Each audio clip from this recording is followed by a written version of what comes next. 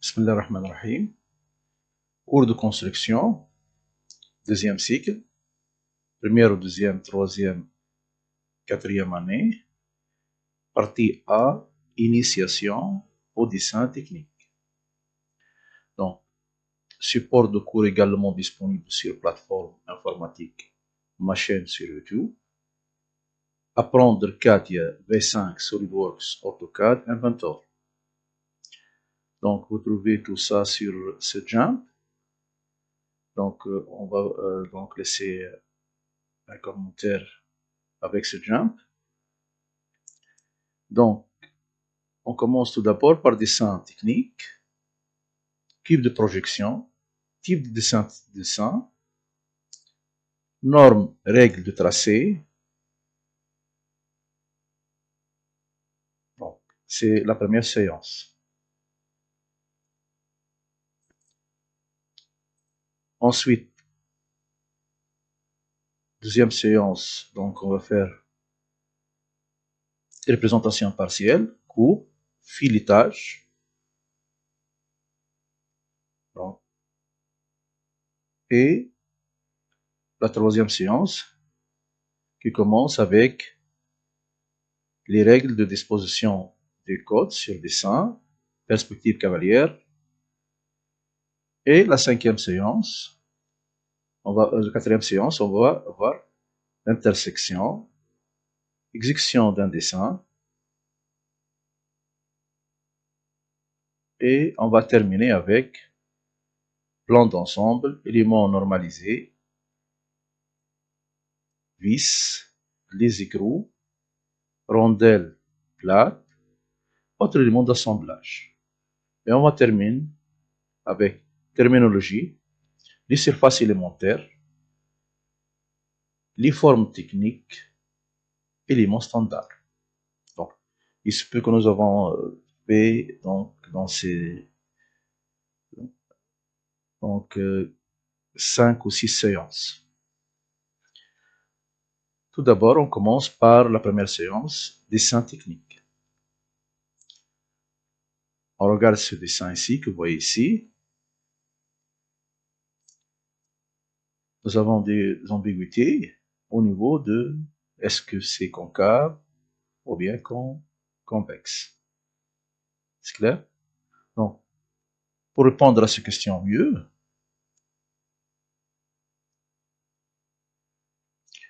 on commence par 1.1, cube de projection. Une seule projection ne suffit pas pour représenter un objet.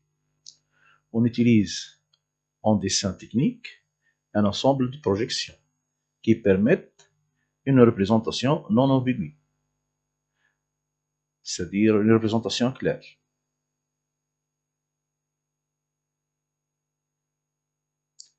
On commence ici par un projection. Les représentations normalisées en dessin technique sont des projections orthogonales. Donc, les représentations normalisées en dessin technique sont des projections orthogonales. Les positions relatives des projections et leur direction sont normalisées dans un cube de projection. On appelle ici mon cube. Principe de projection. On choisit un trièdre orthogonal, c'est-à-dire 3 plans séquents perpendiculaires l'une à l'autre. On place l'objet au centre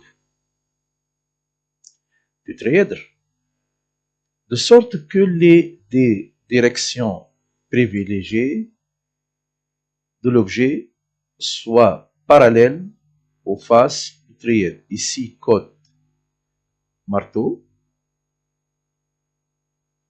face latérale, vous voyez ici, et inférieure supérieure.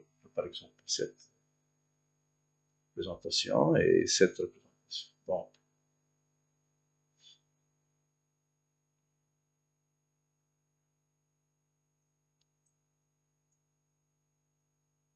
Donc voilà. C'est-à-dire, je regarde cette côté ici, je le présente ici, je regarde cette côté ici, je le présente là, Je regarde dessus et je présente ici. Donc, je regarde en face, je présente sur P1. Je regarde de côté droit, je le présente sur P3. Et je regarde dessus, en haut, et je présente sur P2. Donc, pour résoudre, disons, les dessins que vous voyez ici, simplement, lorsque je regarde d'un côté, je vais représenter de l'autre côté. Donc, cette normalisation est une normalisation européenne. Donc, encore lorsque je regarde ici, je regarde l'extrémité de la pièce que vous voyez ici. Donc, voilà. Ça, cette extrémité se représente par des traits. Encore que vous voyez ici, cette extrémité se représente par des traits.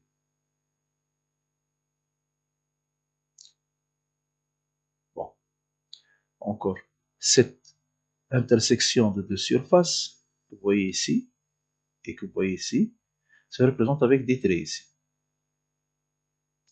Quand même, c'est lorsque je regarde dessus, cette représentation ici que vous voyez, ça se représente ici, et celle-là se représente ici. C'est ce qu'on appelle la base de projection orthogonale. Donc, on représente sur les faces de trièdre les projections, disons, les projections orthogonales d'objets suivants des directions orthogonales à chacun des plans. L'échelle de représentation est le rapport dimension des dessins, dimension dessinée sur dimension de l'objet réel. Dimension dessinée sur dimension réelle. Par exemple, une cote de longueur 10 cm et réellement c'est 100.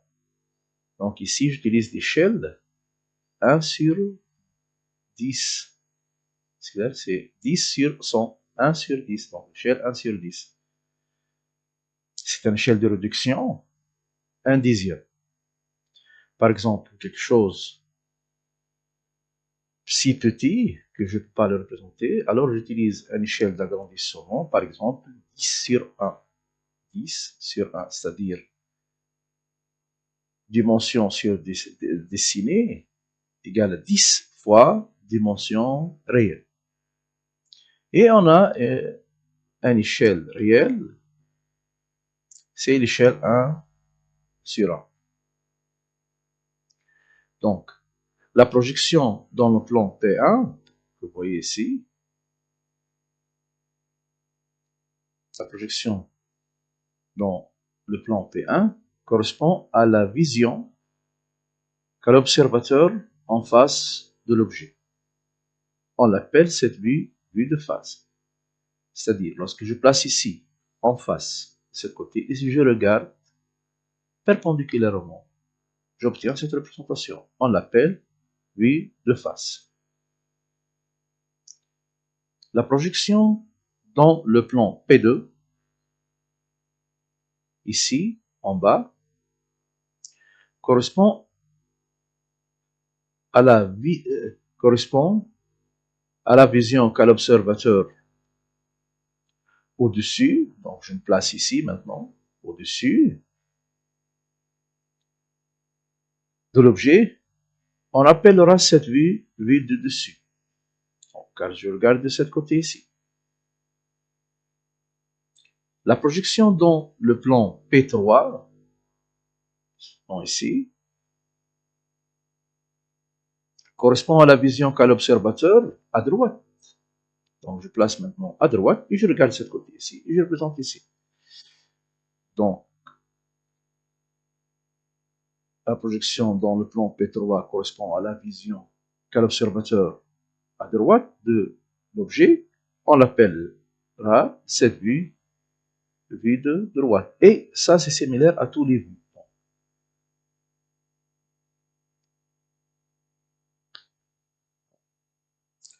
On peut imaginer la même opération à l'intérieur d'un cube. Vous voyez ici. Ce cube est appelé cube de projection lorsque l'on déplie le cube, c'est-à-dire on ouvre le cube, on identifie les vues et on remarque que la vue de droite est placée à gauche, cette vue que vous voyez ici. Donc, je répète, la vue de droite est placée à gauche, et cette vue ici. Donc, je regarde de ce côté ici, et je représente là. Donc, c'est celle-là, c'est une vue de droite, mais se place à gauche de vue de face. La vue de gauche, cette vue ici, est placée à droite de la vue de face. Donc, cette vue est placée à droite de cette vue de face. La vue de dessus est placée au-dessous de la vue de face. La vue de dessous est placée au-dessus de la vue de face. La vue d'arrière est placée indifféremment à droite ou à gauche, à l'extrémité à droite ou bien à l'extrémité gauche de vue de face. Donc, si j'ouvre le cube, vous voyez, celle-là c'est vue de face, celle-là c'est vue de droite, ensuite la vue de gauche, la vue de dessus et la vue de dessous. Et celle-là c'est la vue d'arrière qui se place à l'extrémité gauche ou bien droite. Donc, je reviens.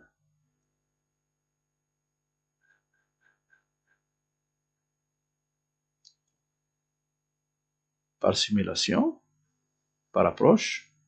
Donc, je vois ici, à l'intérieur du cube. Donc, les pièces, bon, cette pièce ici provient de, si je regarde d'en bas, cette représentation-ci provient ici lorsque je regarde de ce côté ici. Cette vue de face qui se trouve ici provient lorsque je regarde de ce côté ici.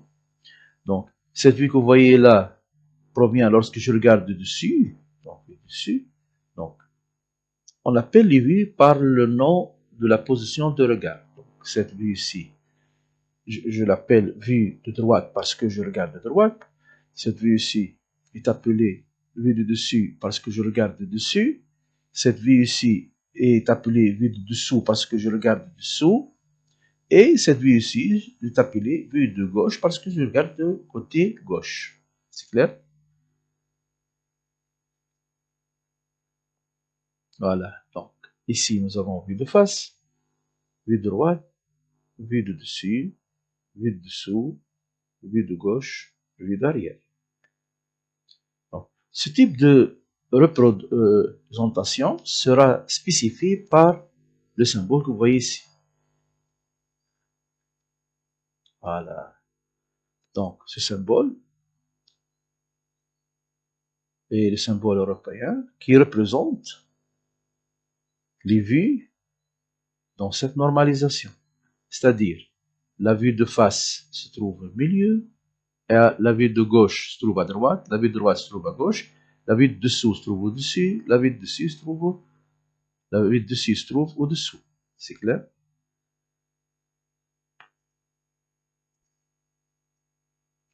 On va regarder maintenant ce dessin de marteau, et on va voir ce que ça veut dire type de ligne. Que vous voyez ici, il y en a plusieurs types de lignes. En rouge, que vous voyez ici, c'est un type de ligne appelé contenu fort. Ici, 2. Donc, je reviens. Donc, ici, et le troisième, c'est un type. Donc, vous voyez ici. Donc, ici, nous avons 3. Premier type en rouge que vous voyez ici, contenu fort. Deuxième type, des traits des petits traits l'une après l'autre. Et troisième, c'est un trait, on l'appelle ici, donc, on va voir quel est le... Voilà. Je commence par un, on l'appelle contenu fort. Largeur E, disons l'épaisseur E. Arrête contour vu,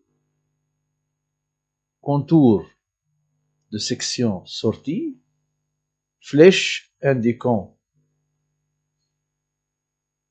l'essence observation. Bon, je répète ici, tout ce qui est vu, réellement. Donc, on utilise le crayon numéro 1 pour dessiner en contenu fort.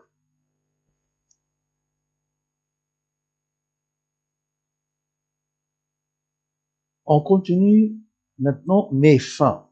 On continue mais fin. L'épaisseur ici, c'est inférieur à E sur 2, inférieur à l'épaisseur sur 2.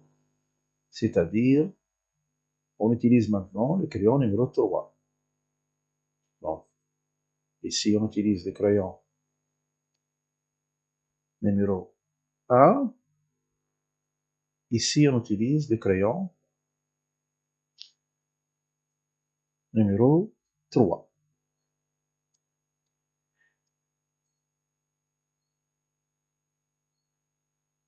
Donc, ici, c'est arrête fictive, arrête, disons, fictive, c'est-à-dire est réel, assure, ligne de côte et d'attache, contour de section rabattu, fond de filet vu, limite de coupe locale à main levée. C'est clair? Donc, toutes ces utilisations concernent les types de traits continu fin. Et les continus, sauf que maintenant j'utilise le crayon numéro 3. 2. 2, c'est ce trait que vous voyez ici.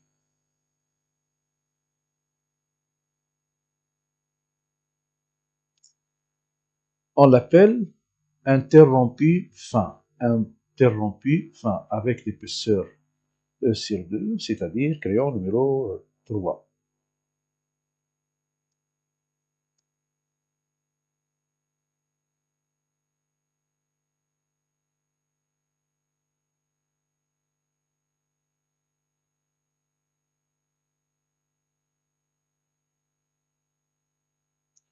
Donc, ici interrompu fin, arrête le contour caché, tout ce qui est caché.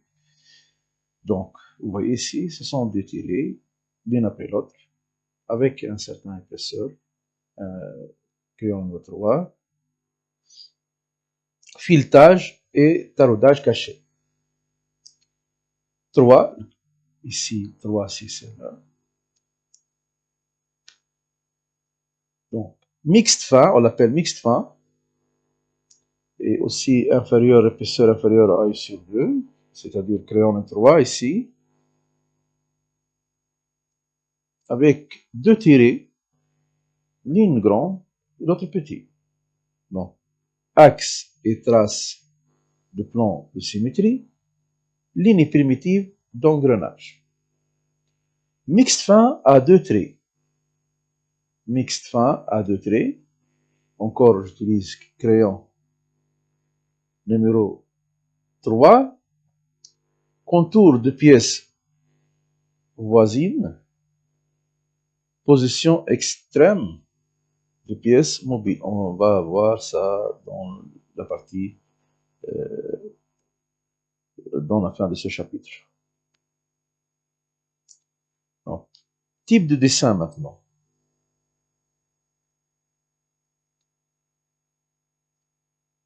Donc, j'arrête ici.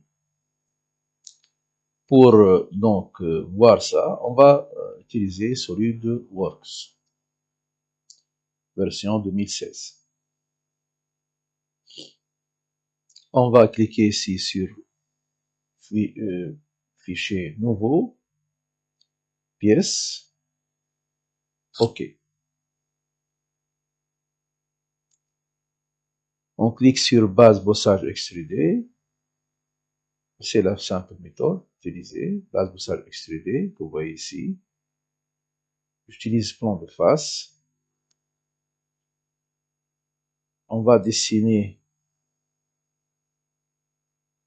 cette marteau que vous voyez ici. Donc, on va prendre cette partie ici comme vue de face. Donc, ici maintenant, j'utilise ligne. Je commence par le centre.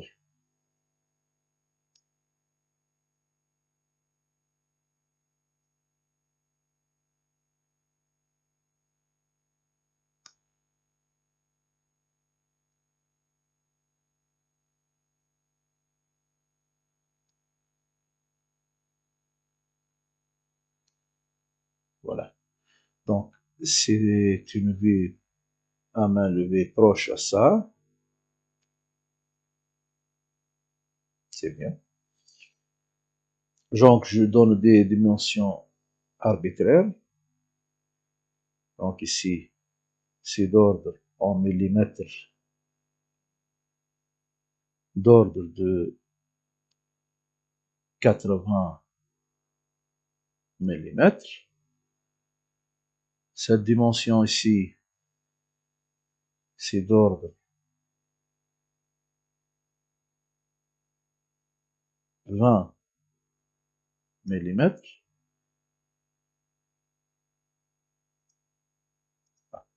Donc, j'ai oublié un trait ici, dans ce côté, donc je peux le rectifier.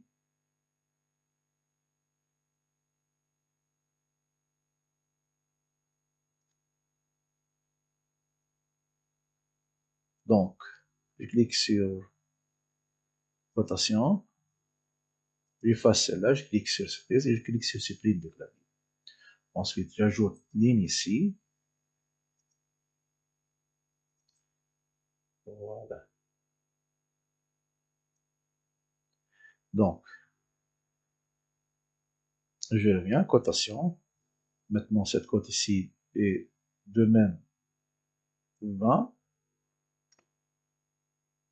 Celle-là ici, c'est 60. Voilà. C'est pas normalisé, sauf que je dois changer celle-là. Donc, je clique deux fois et ici 120 ici. Avec celle-là, c'est, lorsque je regarde ici, c'est presque, je teste tout d'abord 60.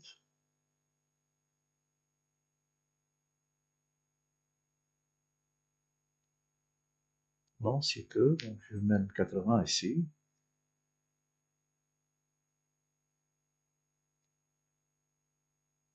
Bon, je reviens à 60. Celle-là, c'est 20. Bon, ce sont des mesures arbitraires. Donc, juste pour faire le même dessin que vous voyez ici.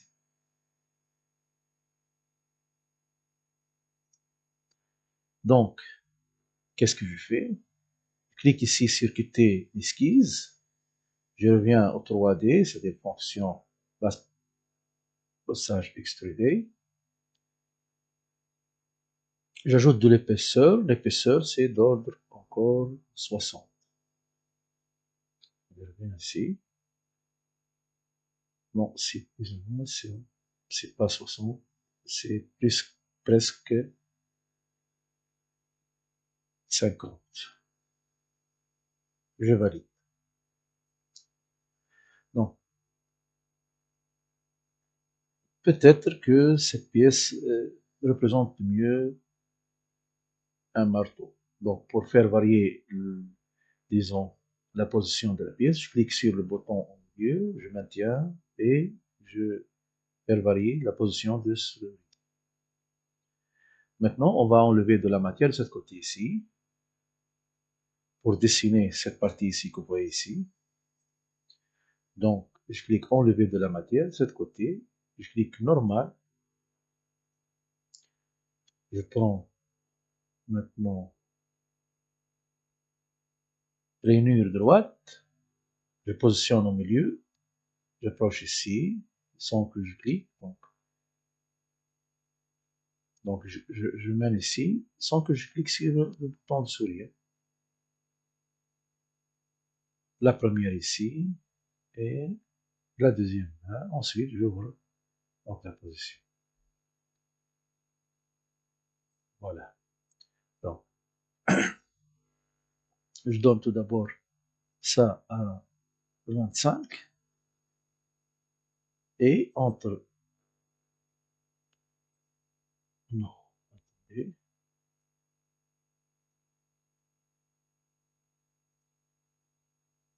la distance ici, c'est 20,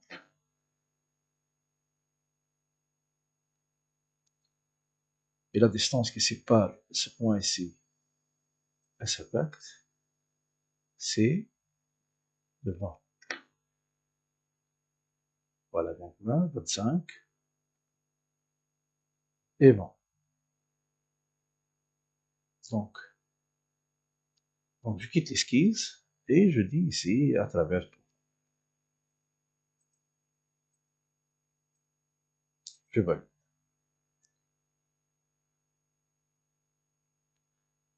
Donc, j'enregistre avec le nom marteau.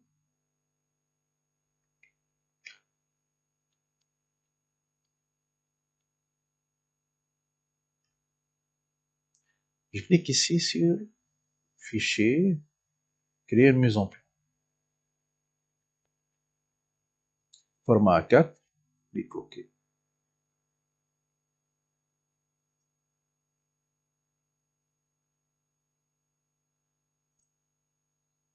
Donc, je place ici vue de face, je clique sur, donc tout d'abord je commence par n'importe quelle vue, mais sauf que je choisis ici vue de face. Je maintiens donc avec le bouton gauche,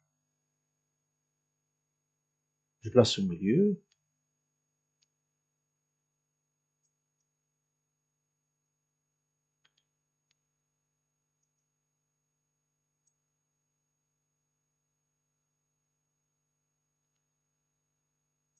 voilà. Ajouter vue de derrière, voilà. Je place ici par exemple.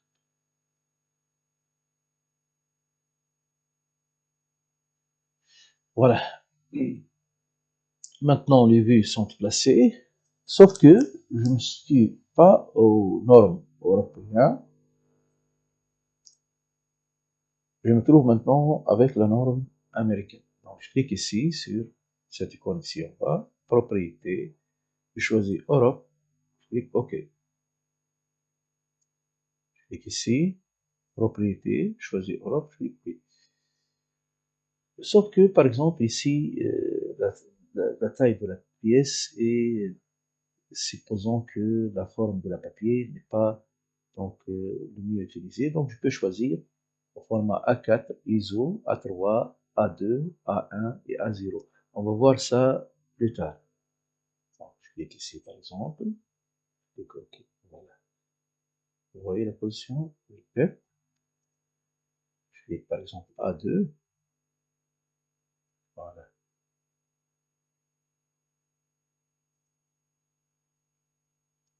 A1, encore plus petit. A0. Voilà. Donc, je reviens aux formes A3. C'est mieux adapté à la position. Voilà. Bon. On va donc regarder tout ce qui est vu précédemment dans notre cours. Tout d'abord, je vois que les positions de vue, si je regarde ici, par exemple, celle-là, c'est la vue de face. Donc, juste ici, je regarde le contour extérieur de la vue. Je présente juste à projection orthogonale la partie extérieure de la vue. C'est clair? Donc j'utilise ici pour cette représentation crayon numéro 1. Par exemple, lorsque je regarde ici, de ce côté ici, c'est-à-dire vue du dessus, qu'est-ce que je vois? Je vois ce côté ici, ce point que vous voyez ici, ce côté, et on le représente avec trait continu fort. Ce côté ici, vous voyez avec un point ici, ça représente avec un trait continu fort. Je regarde de l'autre côté, de cette position-ci, l'emplacement, j'éloigne ça, j'éloigne ça. Je regarde de ce côté ici, donc je vois donc, la silhouette extérieure de la vue, c'est un rectangle. Ensuite, je vois ce point ici qui se représente avec un trait continu fort, et ce point ici qui se représente avec un trait continu fort. Donc, je mène donc la droite ici, de projection, je projette là, je mène droite ici, je projette là. Donc, pour compléter, donc je regarde, il y en a quelque chose à l'intérieur ici, c'est une trou avec la forme spéciale. On l'appelle ici rainure droite. Donc, c'est cette rainure qu'on voit ici.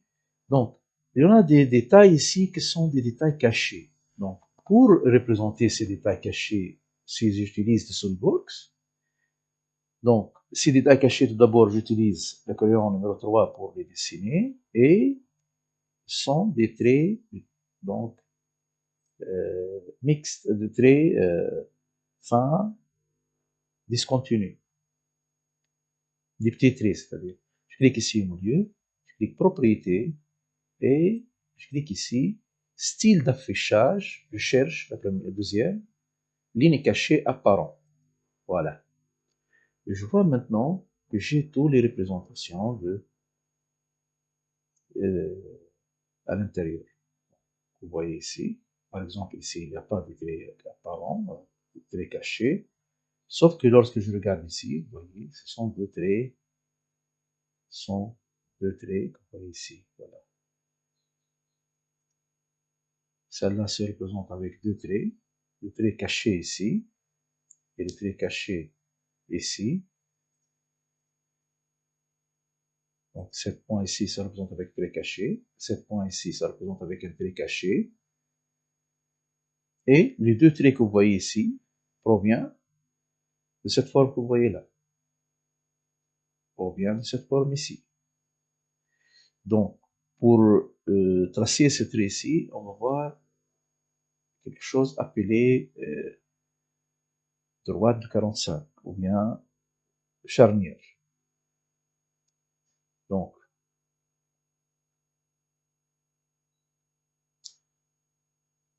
ici, donc, ça se représente avec ce trait ici, et ça se représente avec ce trait ici. Cette coin ici,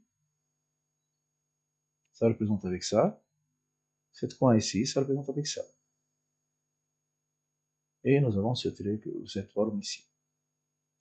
Bon. Si je regarde en bas, je vois que ce point ici, ça représente avec un trait caché.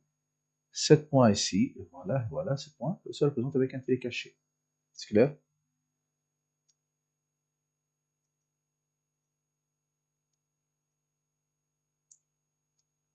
Donc, la prochaine séance, donc, c'est le type de dessin.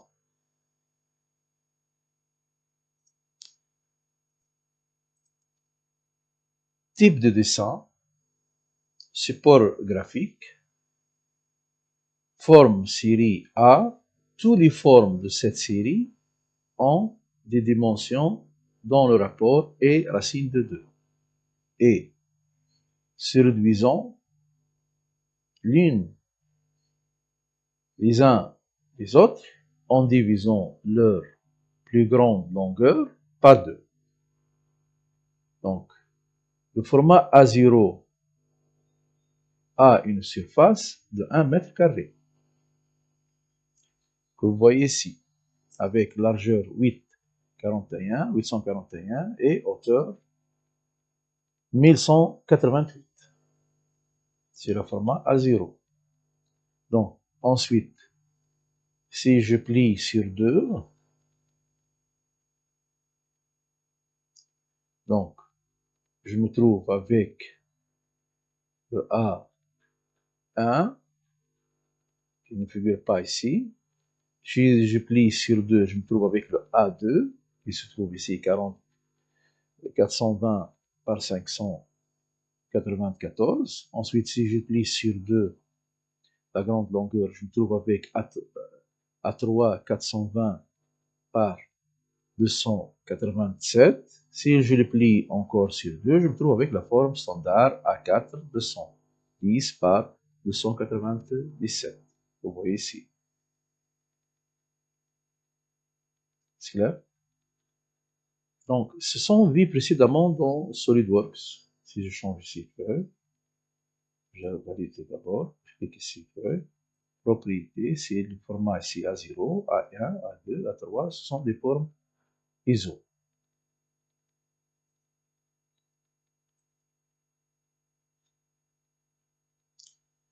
Maintenant, 2, cartouche. Il contient les renseignements utiles à la lecture et au classement de dessin. Le cartouche doit être placé sur le dessin, lié au format d'un A4 en bas à droite, pour le format A4. Les indications courantes sont un logo identifiant l'entreprise, c'est ce logo que vous voyez ici par exemple, l'échelle de représentation, le type de l'échelle, la date de dessin, le nom de dessinateur, une identification de la pièce représentée, c'est-à-dire tout ce qui identifie la pièce. Exemple d'insertion de cartouche. Maintenant, on commence notre séance, c'est le dessin d'ensemble. Donc, tous les parties vues précédemment de ce vidéo se sont destinés aux 7, 8, 9 d'éducation pour la Tunisie. Sauf que, normalement, ce sont en arabe. On commence maintenant la partie dessin d'ensemble et maintenant on concerne le niveau première année secondaire. Encore, lorsque je dis première année secondaire, c'est-à-dire deuxième année, troisième année et quatrième année, sont concernés. 1, 2, 3, 1, nomenclature, repérage. L'emplacement est choisi suivant le sens de lecture de dessin. Le repérage de pièces se fait de manière croissante vers le haut dans la nomenclature. Donc, je commence par le plus bas, 0, 1, 2, 3, ainsi de suite. Il faut également aligner les repères de désignation des pièces sur le dessin. Exemple. Voilà. Donc ici, j'ai 1, 2, 3, 4, 5, 6, 7. On commence en bas, repère 1, 2, 3, 4, 5, 6, 7, ainsi de suite. Ici, repérage, c'est ce que vous voyez ici, c'est le dessin d'ensemble. Ici, nombre, combien de pièces il y en a. Donc, par exemple, 1, il y en a 1, 2, il y en a 1, 3, il y en a 1, peut-être il y en a 2 pour d'autres dessins d'ensemble.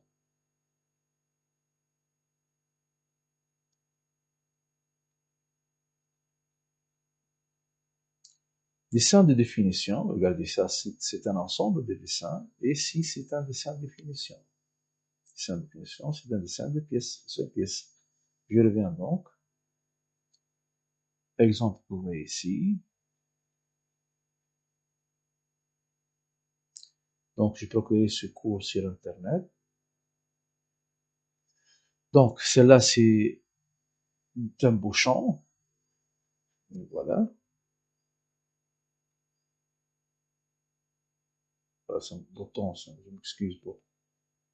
Celle-là, c'est un bouton.